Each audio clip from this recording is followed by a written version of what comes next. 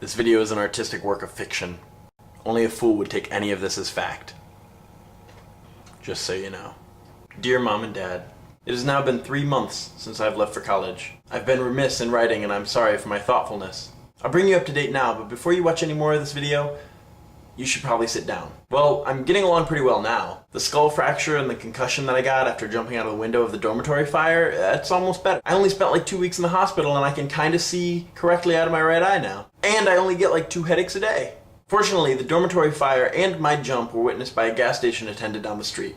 She ran over to help me and called the ambulance and the fire department. She also visited me at the hospital since I didn't have anywhere else to live since my dorm caught fire. She even invited me to stay at her apartment for a while. It's actually a basement, but it's kind of cute. Homey. She's a very fine girl and I've fallen deeply in love and we are planning on getting married. We haven't set the actual date yet, but it will be after her pregnancy begins to show. Yes, Mom and Dad, she's pregnant.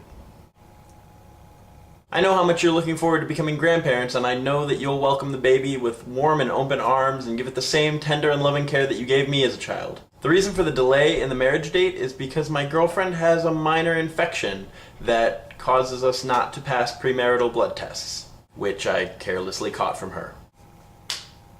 But I am taking penicillin injections, and this should clear up within the next few months. I know you'll welcome her into our family with open arms. She's kind, and although not very well educated, she's ambitious.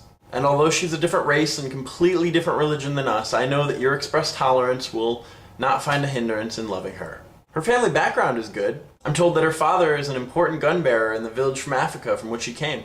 Now that I brought you up to date, I want to tell you that there was no dormitory fire. I did not have a concussion or a skull fracture, and I was never in the hospital. I didn't get anyone pregnant. I am not engaged. And I do not have any diseases. I am, however, getting a C- in history and a D in physics. I just wanted you to see those marks in the proper perspective. Sincerely, your loving son.